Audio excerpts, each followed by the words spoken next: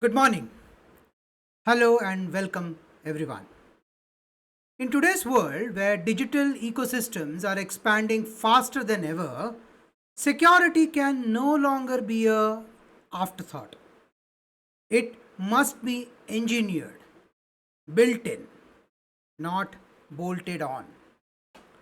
I am thrilled to invite you to a comprehensive 12-part video series on security architecture and engineering, a foundational and advanced exploration that bridges theory, practice, and governance. Whether you are a student beginning your journey, or a cybersecurity practitioner refining your craft, or a compliance professional aligning systems to regulatory mandate, this series has been thoughtfully created for you.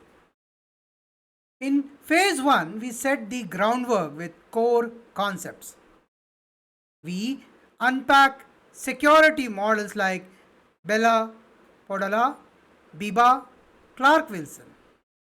We understand system architecture and its principles, including the trusted computing base and the reference monitors. We'll explore preventive, detective, and corrective controls, evaluate systems through common criteria, TCSEC and ITSEC, and dwell into cryptographic design and secure system components like hardware, firmware, and softwares. That's phase 1. In phase 2, we move into deep technical exploration.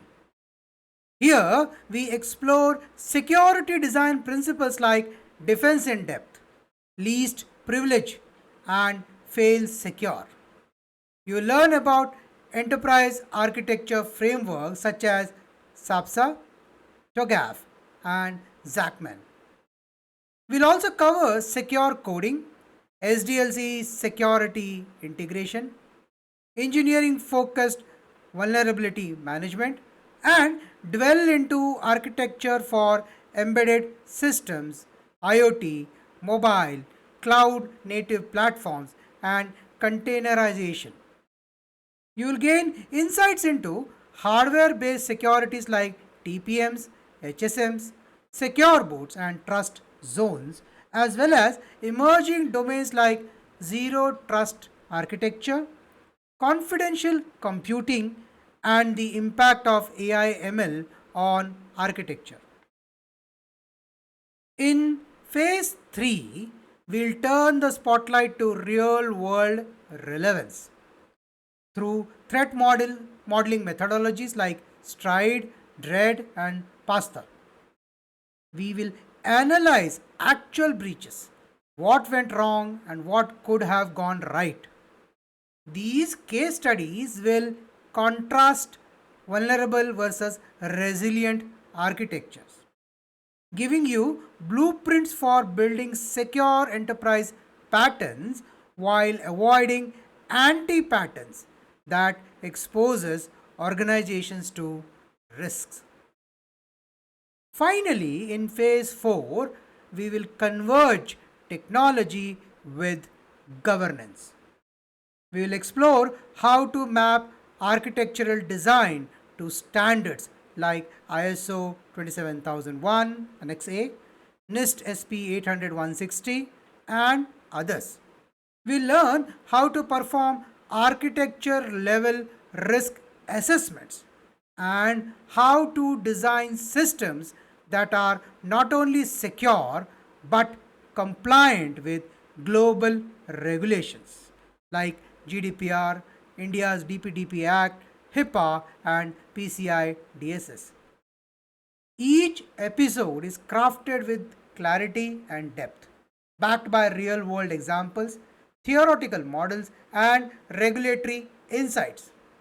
My goal is to demystify complex security concepts, empower you to design defensible systems, and help you think like a security architect.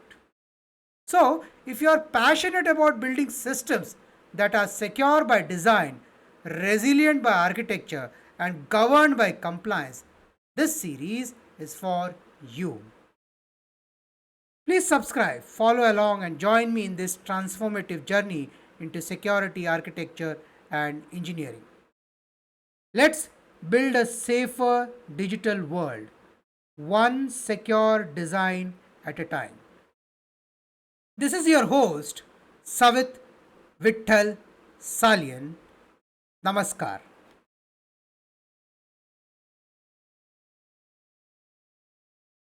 Security, Architecture, and Engineering.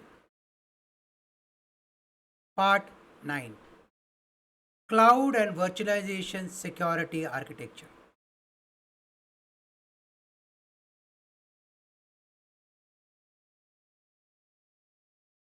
Well, this has three aspects: cloud deployment models and threats, secure cloud architecture components, and containers and orchestration security. Cloud deployment model and thread has two aspects: IaaS, PaaS, SaaS considerations, multi-tenancy, data segregation, and API securities.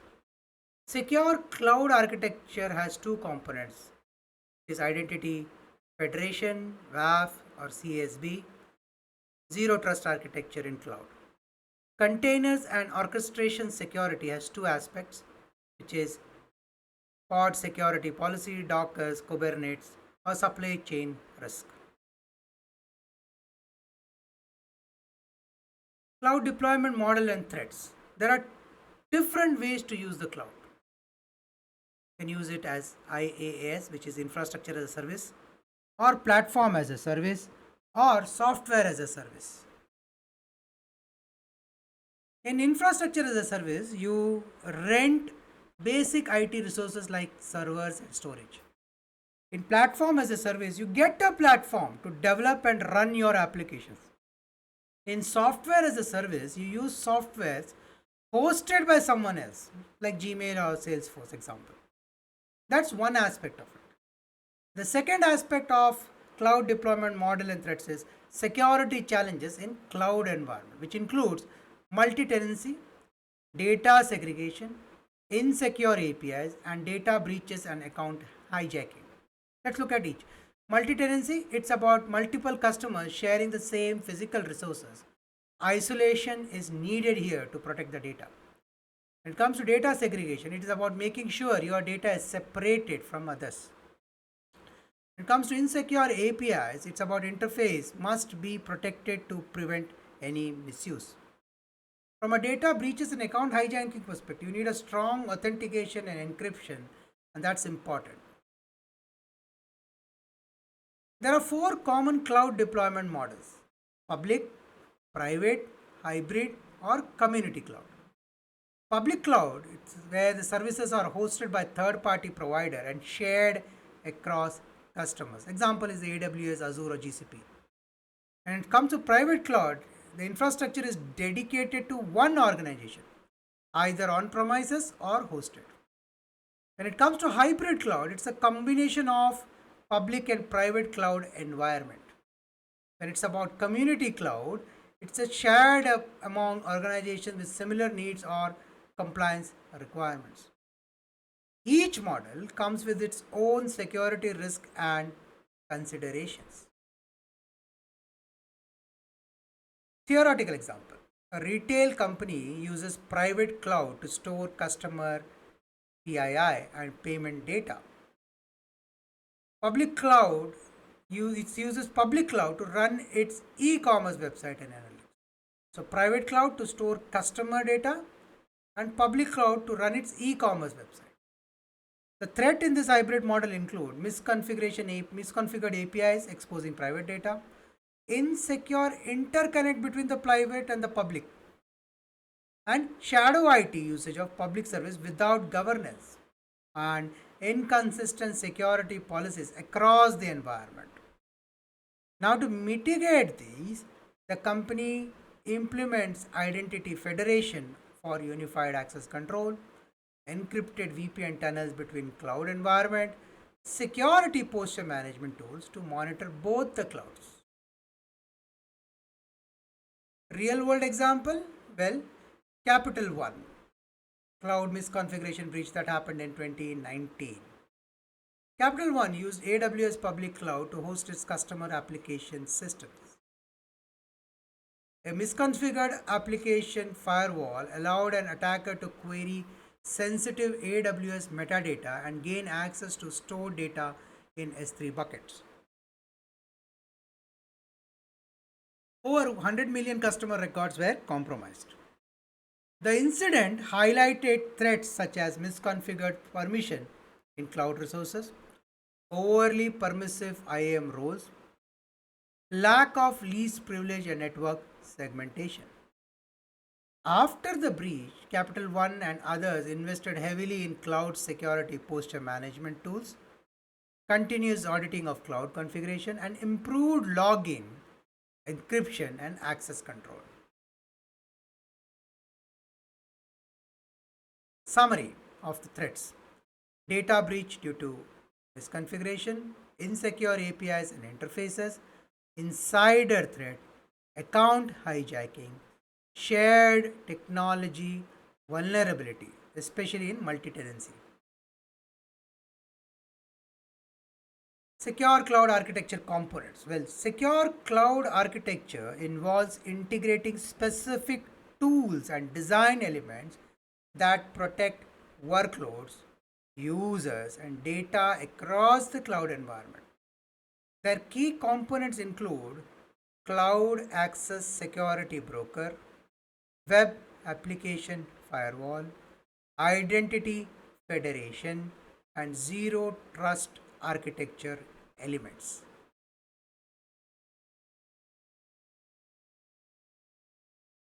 Cloud Access Security Broker. It's a tool that monitors and enforces security policies when using cloud services.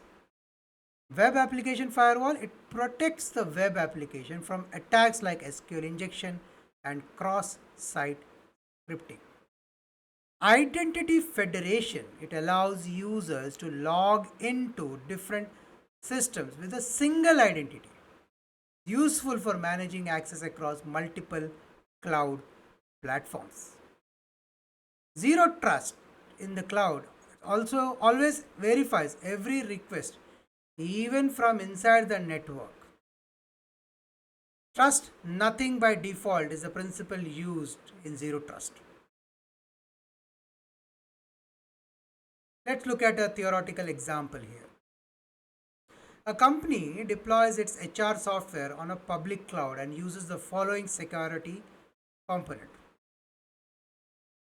It uses CISSP, which is monitors the cloud app usage and enforces policies such as data loss or DLP and anomaly detection. Uses WAF to protect the application against web attacks like SQL injection and cross-site scripting. Uses Identity Federation to enable single sign-on for employees using their corporate credentials via SAML or OAuth. It uses Zero Trust Network Gateway. They replace VPN by enforcing strict access control based on user identity, device health, and locations. Net result: the architecture protects both the application and its data, ensures secure user access, and provides real-time monitoring. Real world example? Well, an enterprise using Office 365 in Microsoft Azure implements the Microsoft Defender for Cloud App, which is a CSB. It provides visibility into Office 365 usage, it detects risky behavior and enforces data sharing controls. The Azure WAF deployed on Azure Application Gateway to protect web-facing apps. The Azure AD Federation allows employee to log into Office 365 and other SaaS apps using their on-prem Active Directory credentials. The conditional access and the Zero Trust Network principle ensures that access to sensitive data is allowed only if the user is compliant, that is, using an approved device located in a safe region and authenticated via MFA. The outcome: the enterprise achieves secure access, centralized control, and better visibility into cloud risks. without sacrificing user experience. So let's look at the component. Well, CISSP, it monitors and controls data flow between user and cloud apps. WAF protects web apps from known threats and exploit. Identity federations centralize the authentication and enables SSO. Zero trust network architecture enforces least privilege contextual access without a VPN. Let's now look at container and orchestration security.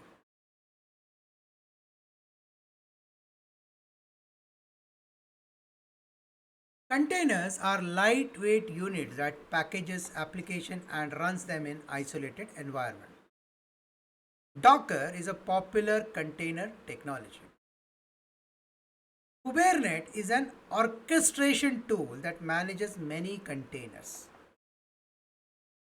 Kubernetes is an orchestration tool. The pod security policies in Kubernetes helps control what the containers can do. Security concerns. Concerns are misconfigured containers can be exploited. Images can contain vulnerability if not checked. Container should run with minimal privileges. Then there is a supply chain risk. It ensures that the software and image comes from trusted source and are scanned for issues. That's something that need to be looked at. Cloud and virtualization technologies offer great flexibility but comes with new risk. Proper design and strong controls are essential to keep this environment secure. Containers, example Dockers, allow app to run in lightweight, isolated environment. Whereas orchestration platform like Kubernetes manages these containers at scale. Securing them involves protecting the container image, runtime environment, orchestration configuration, and supply chain integrity. Theoretical example, an e-commerce company uses Docker and Kubernetes to deploy its application. The security measures include image scanning, which is all container images are scanned for known vulnerability before deployment using tools like Trivy or Claire. The next security measure is least privilege runtime, which is container runs as a non-root user with only required permission. The next security measure include pod security policy. Kubernetes restricts actions like privilege escalation, host network access, and volume mounts. The next security measure is network segmentation, which is Kubernetes network policy restrict communication between the microservices. The next security measure is supply chain security, which is signed container images are validated before deployment. And the last security measure is audit logging. All container and orchestration actions are logged and monitored. This setup prevents attacks like container breakout or lateral movement and image tampering.